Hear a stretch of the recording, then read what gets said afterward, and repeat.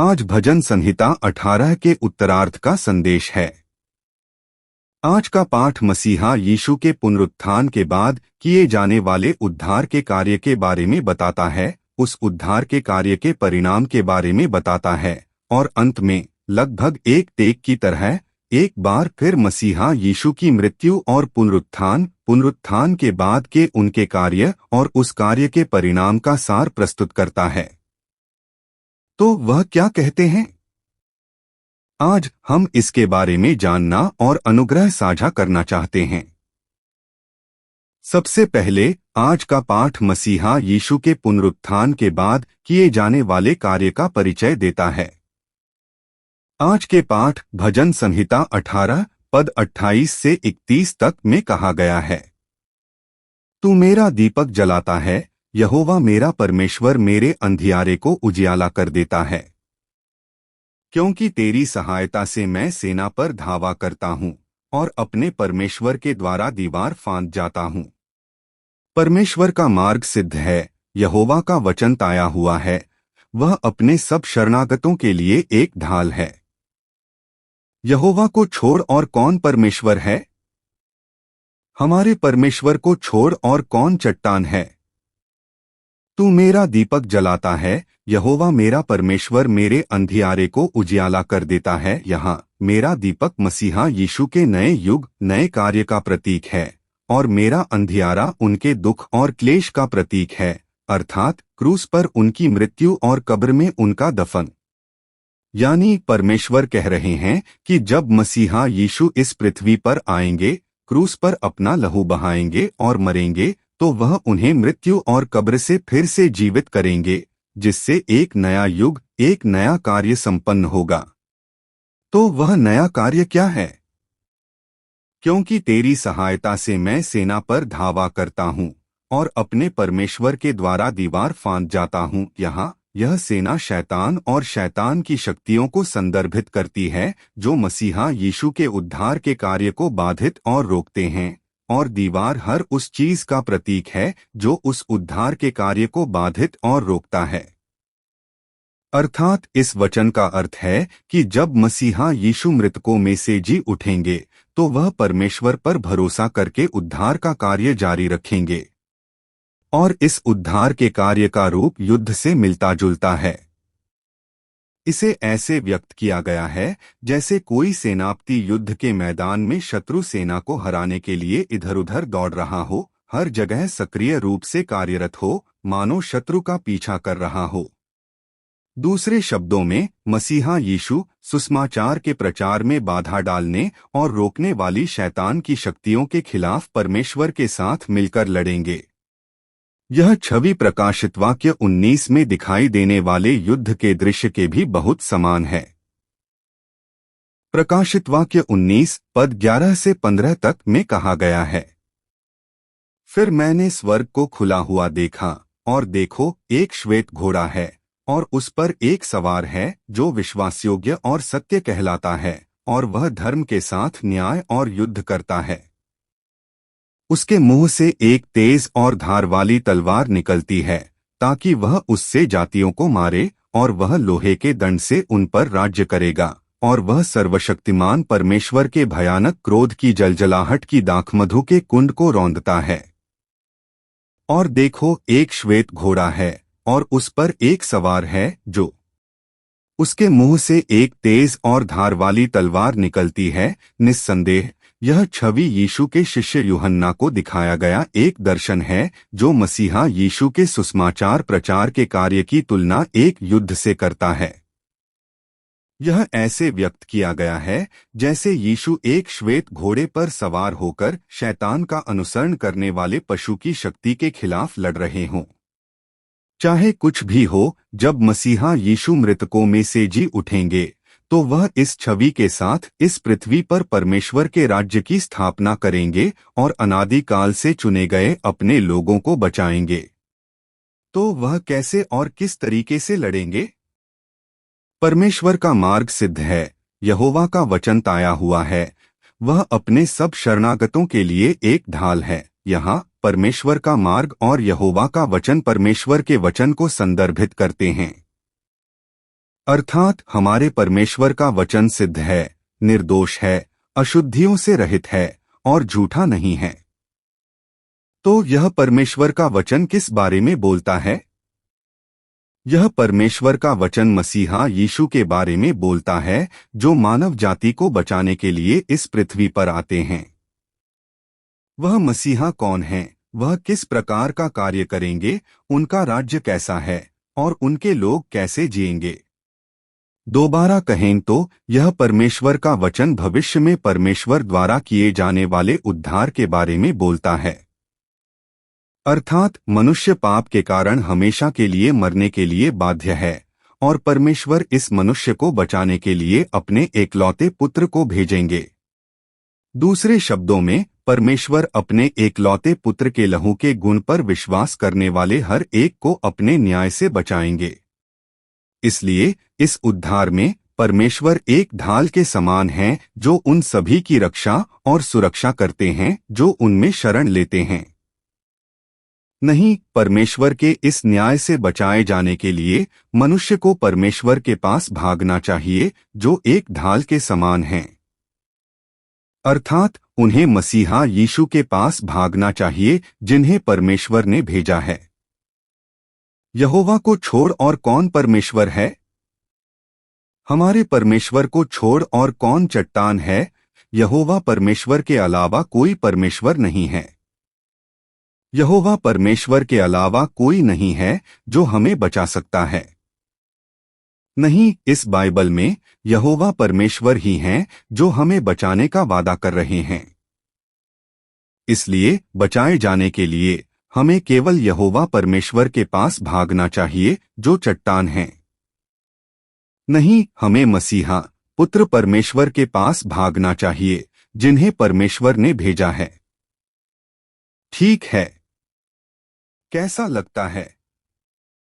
पद 30 से 31 में यह वचन पुनरुत्थित मसीहा यीशु द्वारा राष्ट्रों के बीच घोषित किए जा रहे वचन के रूप में माना जा सकता है, और यह हमें जानने देता है कि मसीहा यीशु द्वारा किया जाने वाला युद्ध वास्तव में क्या है। अर्थात मसीहा यीशु शैतान और शैतान का अनुसरण करने वाली शक्तियों के खिलाफ लड़ने के लिए सुसमाचार के वचन को तलवार की तरह इस्तेमाल करेंगे। और मसीहा यीशु कैसे, किस तरीके से लड़ेंगे? आज के पाठ भजन संहिता 18 पद 32 से 34 तक में कहा गया है। यह परमेश्वर ही है जो मुझे सामर्थ्य से कसता है और मेरे मार्ग को सिद्ध करता है। वह मेरे पैर हिरणी के समान बनाता है और मुझे मेरे ऊंचे स्थानों पर खड़ा करता है। वह मेरे हाथों को युद्ध करना सिखाता है, यहाँ तक कि मेरी भुजाएं पीतल के धनुष को झुकाती हैं। यह परमेश्वर ही है जो मुझे सामर्थ्य से कसता है और मेरे मार्ग को सिद्ध करता है।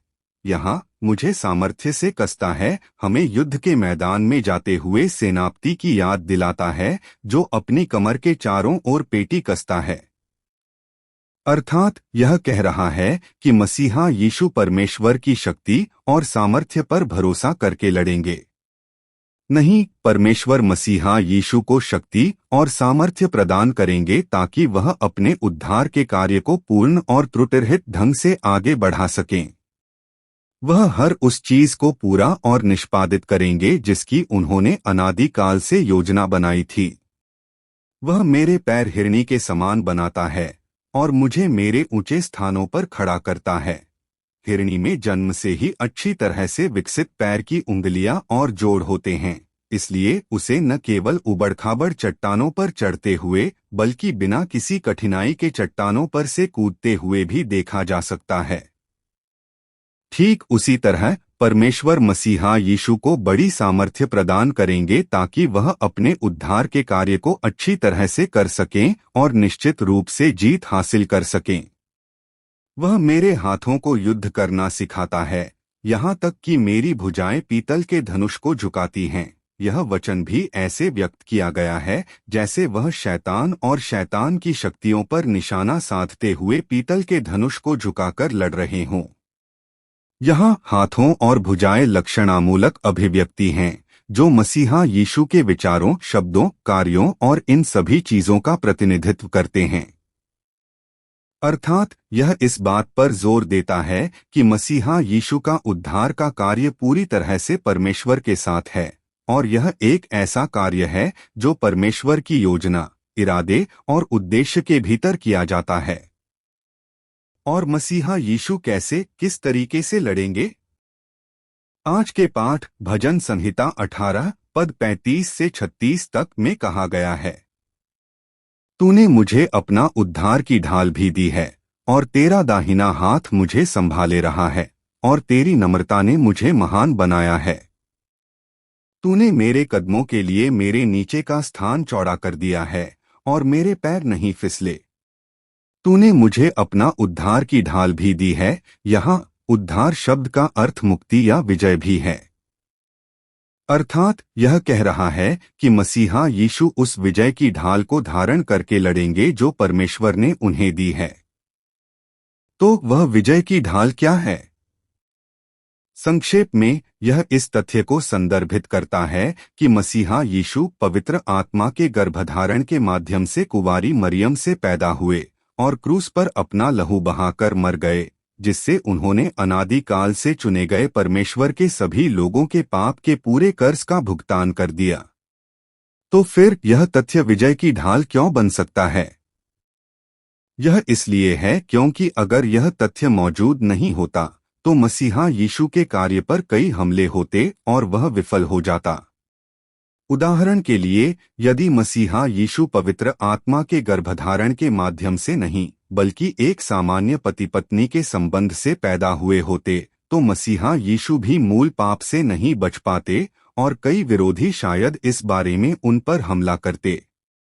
वे मसीहा यीशु पर हमला करते हुए कहते, तुम भी हमारी तरह एक पापी हो, तुम कैसे हमारे पाप को उठा सकते हो? हालांकि क्योंकि मसीहा यीशु पवित्र आत्मा के गर्भधारण के माध्यम से स्त्री के वंश के रूप में आए, वह मूल पाप से बच पाए और मानव जाति के पाप को उठा पाए। एक और उदाहरण, परमेश्वर किसी भी समय केवल अपनी शक्ति और अपने वचन से मानव जाति के सभी पापों को दूर कर सकते थे और हमें मुफ्त में धर्मी ठहराकर बचा सकते थे। उदाहरण के लिए वह कह सकते थे, पा गायब हो जाओ, और हमें बचा सकते थे। हालांकि परमेश्वर ने ऐसा नहीं किया, क्योंकि यदि उन्होंने ऐसा किया होता तो उन्हें अपने विरोधियों से यह विरोध और आपत्ति मिल सकती थी कि परमेश्वर का यह कार्य धार्मिक या निष्पक्ष नहीं है। अर्थात उदाहरण के लिए मान लीजिए कि कोई न्यायाधीश है जो अपनी शक्ति से कुछ लोगों के पाप को क्षमा करता है और दूसरों के पाप को कठोरता से दंडित करता है। तो लोग शायद इस न्यायाधीश से विरोध और शिकायत करेंगे कि वह धार्मिक और निष्पक्ष नहीं है। यही बात परमेश्वर पर भी लागू होगी। उदाहरण के लिए, यदि परमेश्वर केवल अपनी शक्ति से कुछ लोगों के पाप को क्षमा करते और दूसरों के पाप को कठोरता से दंडित करते तो उन पर शायद कई लोगों द्वारा अधर्मी और असमान होने का आरोप लगाया जाता। इसलिए परमेश्वर ने हमें केवल अपनी शक्ति और अपने वचन से नहीं बचाया, बल्कि जानबूझकर अपने एकलौते पुत्र को भेजा, उन्हें क्रूस पर लटकाया, लहू बहाया और मरने दिया, जिससे इस पर विश्वास करने वाले हर एक के पाप को दूर किया, उन्हें मुफ्त में धर्मी ठहराया और उन्हें बचाया। अर्थात इस तथ्य को परमेश्वर द्वारा मसीहा यीशु को इन विरोधियों के हमलों के विरुद्ध दी गई विजय की ढाल कहा जा सकता है। और तेरा दाहिना हाथ मुझे संभाले रहा है। यहाँ संभाले रहा है शब्द का अर्थ है मजबूत करना, शक्ति देना। और यहाँ तेरा दाहिना हाथ परमेश्वर की उस अद्भुत बुद्धि, शक्ति और अधिकार को संदर्भित करता है जिसके बारे में पहले बात की गई थी। अर्थात मसीहा यीशु पवित्र आत्मा के गर्भधारण के माध्यम से कुंवारी मरियम से पैदा हुए और क्रूस पर अपना लहू बहाकर मर गए, जिससे उन्होंने अनादिकाल से चुने गए परमेश्वर के सभी लोगों के पाप के पूरे कर्ज का भुगतान कर दिया। अर्थात इस वचन का अर्थ है कि परमेश्वर की यही बुद्धि, शक्ति और अधिकार मसीहा यीशु के कार्य को मजबूत और दृढ़ करेंगे। अगर ऐसा नहीं होता और अगर परमेश्वर की यह बुद्धि, शक्ति और अधिकार अनुपस्थित होते तो मसीहा यीशु का कार्य शायद कमजोर पड़ जाता और डगमगा जाता। और तेरी नम्रता ने मुझे महान बनाया है। यहाँ नम्रता शब्द का अर्थ विनम्रता भी है। जैसा कि पहले उल्लेख किया गया है, परमेश्वर किसी भी समय केवल अपनी शक्ति और अपने वचन से मानव जाति के सभी पापों को दूर कर सकते थे और हमें मुफ्त में धर्मी ठहराकर बचा सकते थे। हालांकि परमेश्वर ने ऐसा नहीं किया, क्योंकि परमेश्वर विनम्र हैं। उदाहरण के लिए हम देखते हैं कि इस दुनिया के शासक भले ही कोई एक ही पाप करे, अपनी शक्ति का उपयोग करके कुछ लोगों को क्षमा कर देते हैं और दूसरों को कठोरता से दंडित करते हैं। कहा जा सकता है कि ऐसा इसलिए है क्योंकि वह शासक अत्यंत अहंकारी, असभ्य और घमंडी है। लेकिन हमारा परमेश्वर इन शासकों के विपरीत विनम्र है। इसलिए परमेश्वर ने केवल अपनी शक्ति और अपने वचन से कार्य नहीं किया, बल्कि अपने एकलौते पुत्र को भेजा, उन्हें क्रूस पर लटकाया, लहू बहाया और मरने दिया। हालांकि यह परमेश्वर की यही विनम्रता है जो इसके विपरीत मसीहा यीशु के सम्मान और महिमा को और भी महान बनाएगी। यह सही है। हमारे यीशु पुत्र परमेश्वर होने के बावजूद अपनी महिमा का सिंहासन छोड़कर देह धारण करके इस पृथ्वी पर आए, क्रूस पर अपना लहू बहाया और हमें बचाने के लिए मर गए। इसलिए हम हर दिन और भी अधिक कृतज्ञ हृदय के साथ उस महान प्रेम की स्तुति और प्रशंसा करते हैं। इस प्रकार हम देखते हैं कि पिता परमेश्वर की विनम्रता इसके विपरीत हमारे यीशु के सम्मान और महिमा को और भी अधिक ऊंचा करती है। तूने मेरे कदमों के लिए मेरे नीचे का स्थान चौड़ा कर दिया है और मेरे पैर नहीं फिसले। साथ ही परमेश्वर कुंवारी जन्म और क्रूस पर मृत्यु के माध्यम से मसीहा यीशु के कार्य को और अधिक स्वतंत्र और पूर्ण बनाएंगे। दोबारा कहें तो वह उद्धार के कार्य को बिना किसी हस्तक्षेप या बाधा के पूरी तरह से आगे बढ़ने देंगे। नहीं, कुंवारी जन्म और क्रूस पर मृत्यु के माध्यम से वह कार्य को इतना दृढ़ बनाएंगे कि वह जरा भी न डगमगाए। क्या यह सच नहीं है? जैसा कि पहले उल्लेख किया गया है, यदि यीशु कुंवारी जन्म के माध्यम से नहीं आए होते और यदि यीशु ने अपना लहू बहाए और क्रूस पर मरे बिना हमारे पापों को दूर किया होता और हमें बचाया होता, तो यीशु का कार्य कभी भी स्वतंत्र और दृढ़ नहीं होता और वह ढह जाता। इस संबंध में यह कहा जा सकता है कि इसके विपरीत यीशु के कुंवारी जन्म और क्रूस पर मृत्यु ने उनके कार्य को पूर्ण और दृढ़ बनाया। और मसीहा यीशु और कैसे लड़ेंगे? आज के पाठ भजन संहिता 18 पद 37 से 42 तक में कहा गया है, मैं अपने शत्रुओं का पीछा करके उन्हें पकड़ता हूँ और जब तक वे मिट न गए तब तक मैं न लौटा। मैं उन्हें ऐसा मारता हूँ कि वे उठ नहीं सकते, वे मेरे पांवों के नीचे गिर जाते हैं। क्योंकि तूने मुझे युद्ध के लिए सामर्थ्य से कस दिया है, तूने मेरे विरोधियों को मेरे अधीन कर दिया है। तूने मेरे शत्रुओं को पीठ फेर दी है और मैं अपने बैरियों को काट डालता हूँ। उन्होंने दुहाई दी पर कोई बचाने वाला न मिला, उन्होंने यहोवा की दुहाई दी पर उसने उन्हें उत्तर न दिया। मैंने उन्हें पवन के सामने की धूल के समान पीस डाला, मैंने उन्हें गली के कीचड़ के समान उंडेल दिया। मैं अपने शत्रुओं का पीछा करके उन्हें पकड़ता हूँ और जब तक वे मिट न गए तब तक मैं न लौटा। यहाँ ये शत्रु शैतान और शैतान की शक्तियों को संदर्भित करते हैं जो मसीहा यीशु के उद्धार के कार्य को बाधित और रोकते हैं। अर्थात मसीहा यीशु अपने उद्धार के कार्य के माध्यम से शैतान की इन सभी शक्तियों को कुचलने और विजय प्राप्त करने के लिए दृढ़ संकल्पित हैं। नहीं, वह कहते हैं कि शैतान की इन सभी शक्तियों को पूरी तरह से नष्ट करने से पहले वह अपने उद्धार के कार्य को कभी नहीं रोकेंगे। मैंने उन्हें पवन के सामने की धूल के समान पीस डाला, मैंने उन्हें गली के कीचड़ के समान उंडेल दिया। यहाँ पीस डाला और उंडेल दिया दोनों शब्द अपूर्ण काल में हैं। हम जो बाइबल देख रहे हैं वह इसे ऐसे व्यक्त करती है जैसे यह अतीत के तथ्य को संदर्भित करता हो, लेकिन वास्तव में यह भविष्य के तथ्य का प्रतिनिधित्व कर रहा है। अर्थात यह वचन भी मसीहा यीशु के बारे में बोलता है कि वह अपने उद्धार के कार्य के माध्यम से शैतान की इन शक्तियों को पूरी तरह से नष्ट कर देंगे और उनके ठिकानों को बर्बाद कर देंगे। दूसरा, आज का पाठ मसीहा यीशु के उद्धार के कार्य के परिणाम के बारे में बताता है। आज के पाठ भजन संहिता 18 पद 43 से 47 तक में कहा गया है। तूने मुझे प्रजा के झगड़ों से बचाया है, तूने मुझे जातियों का प्रधान ठहराया है। जिन लोगों को मैं नहीं जानता था वे मेरी सेवा करेंगे। मेरे सुनते ही वे मेरी आज्ञा मानेंगे, परदेशी मेरे अधीन हो जाएंगे। परदेशी मुरझा जाएंगे और कांपते हुए अपने गढ़ों में से निकलेंगे। यहोवा जीवित है, मेरी चट्टान धन्य है।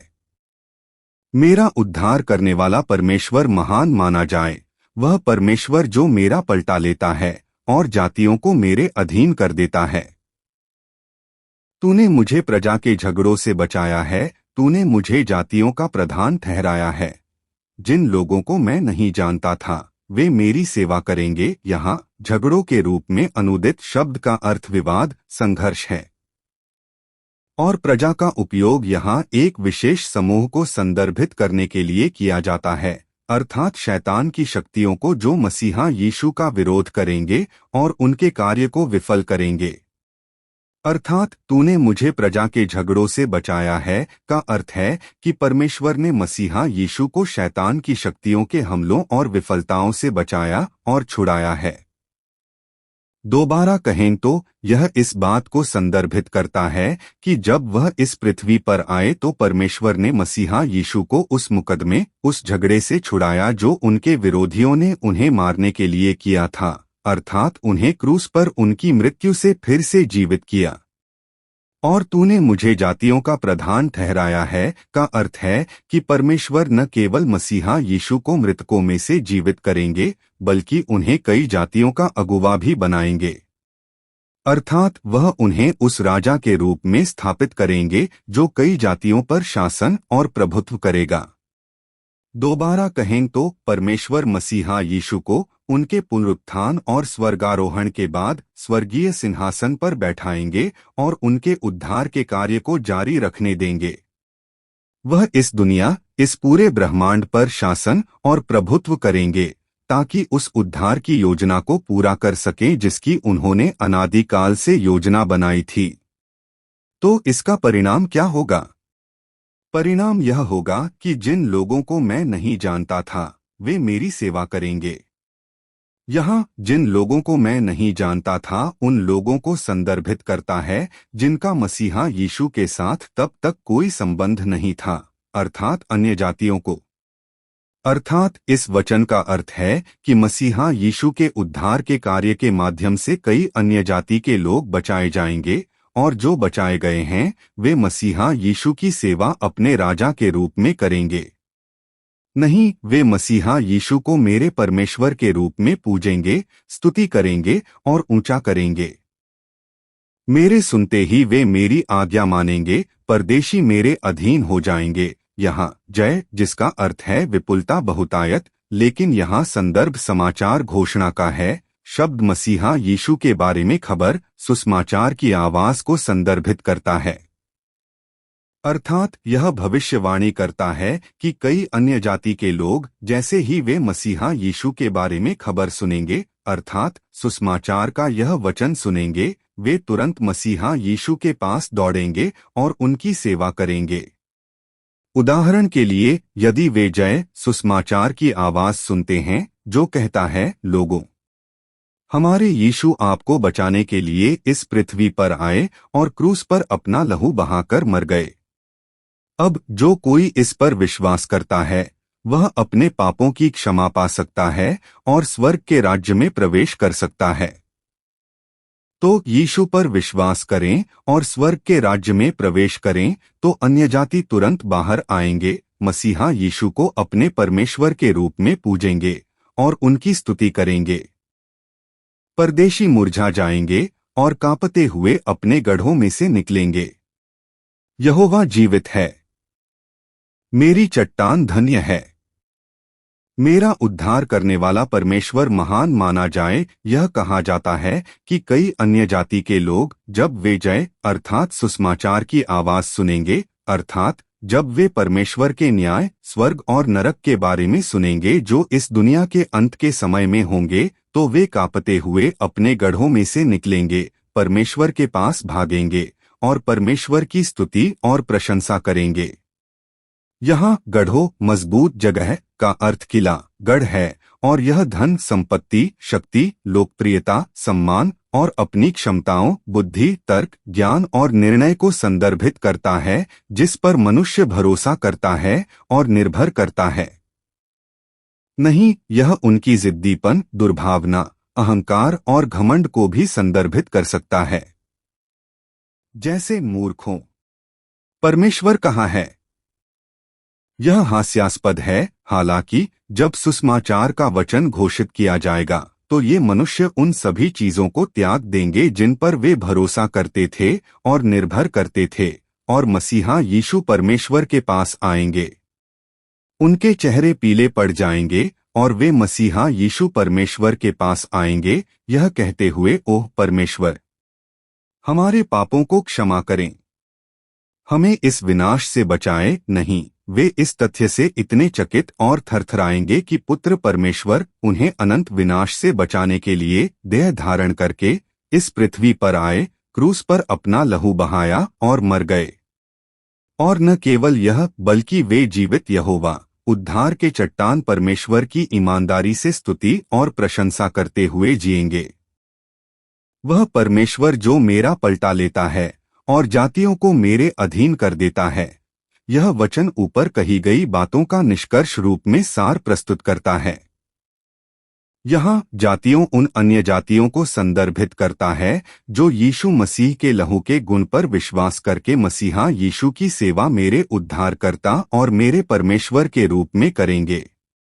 अर्थात मसीहा यीशु के कार्य के माध्यम से परमेश्वर उन लोगों से बदला लेंगे जो यीशु मसीह के लहू के गुण को अस्वीकार और विरोध करते हैं, और इसके विपरीत उन लोगों को बचाएंगे जो इसे स्वीकार और ग्रहण करते हैं, ताकि वे मसीहा यीशु की स्तुति और प्रशंसा करें।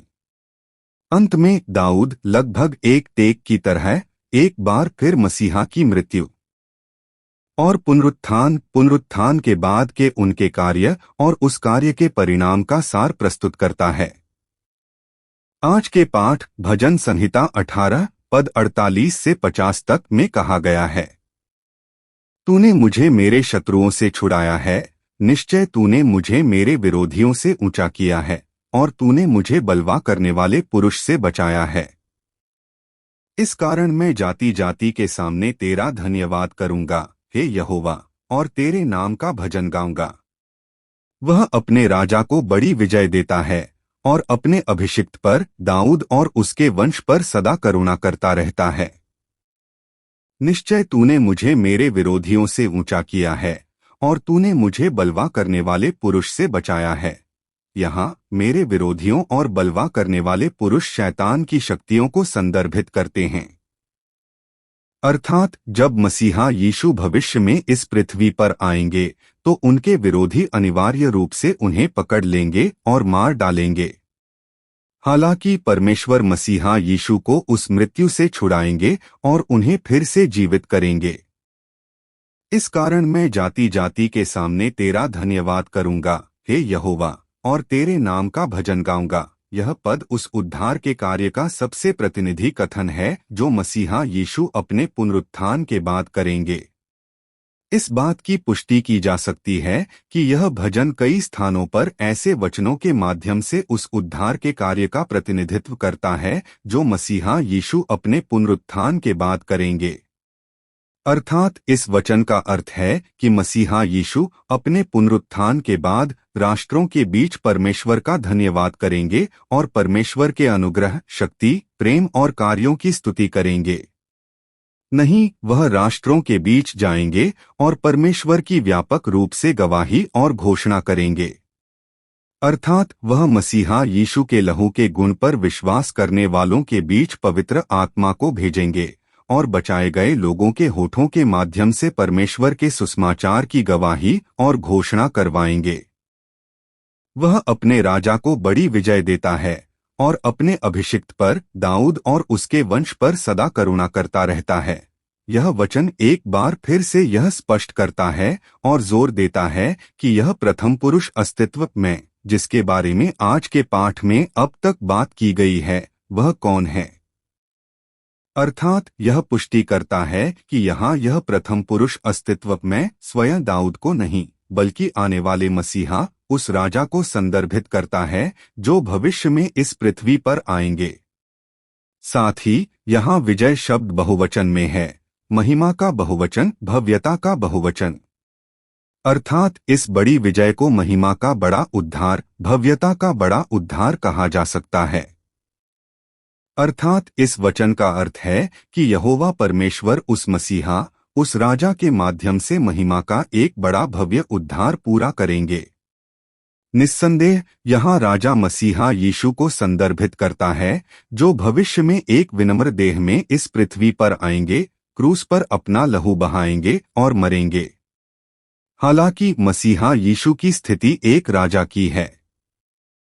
नहीं, मसीहा यीशु उस अद्भुत महिमा के परमेश्वर के राज्य पर शासन और प्रभुत्व करने वाले राजा हैं।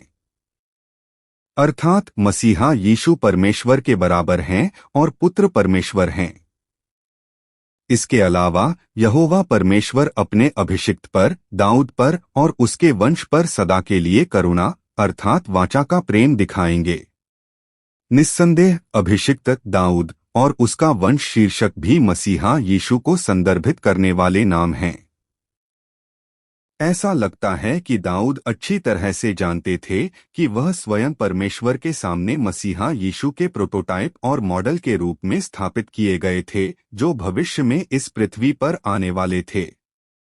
वास्तव में दाऊद के बाद सक्रिय रहे कई भविष्यद्वक्ताओं ने दाऊद को मसीहा यीशु के प्रोटोटाइप और मॉडल के रूप में पहचाना, जो इस पृथ्वी पर आएंगे। अर्थात कई भविष्यद्वक्ता अपने भविष्यवाणी की पुस्तकों में आने वाले मसीहा को दाऊद कहते हैं। जो भी हो, इस वचन का अर्थ है कि यहोवा परमेश्वर अपने अभिषिक्त दाऊद, उसके वंश अर्थात मसीहा यीशु के माध्यम से महिमा का बड़ा उद्धार अर्थात अपना वाचा का प्रेम पूरा करेंगे। अर्थात वह मसीहा यीशु के माध्यम से अपनी उद्धार की योजना पूरी करेंगे और इसके माध्यम से वह मसीहा यीशु को अपने लोगों से स्तुति और महिमा प्राप्त करवाएंगे। जैसे ही वे मेरी जय सुनते हैं। परमेश्वर, धन्यवाद। मैं आभारी हूँ। मैं आपसे प्रेम करता हूँ। मैं हमारे प्रभु की अद्भुत उद्धार की योजना देखता हूँ। नहीं, मैं देखता हूँ कि परमेश्वर द्वारा योजनाबद्ध उद्धार कोई उपन्यास या मिथक नहीं है, नहीं किसी धर्म की स्थापना के लिए गढ़ी गई कहानी है। वास्तव में मैं देखता हूँ कि यह परमेश्वर का उद्धार है, जिसकी उन्होंने सावधानी पूर्वक योजना बनाई और हमें बचाने के लिए सदियों से पूरा करते रहे हैं। हमें इस महिमा के उद्धार में भागीदार बनने और अनंत स्वर्ग के राज्य में प्रवेश करने के लिए आशीष दें। मैं यीशु के नाम में प्रार्थना और आशीष देता हूँ। आमीन। यदि आप अधिक जानना चाहते हैं तो कृपया सदस्यता लें।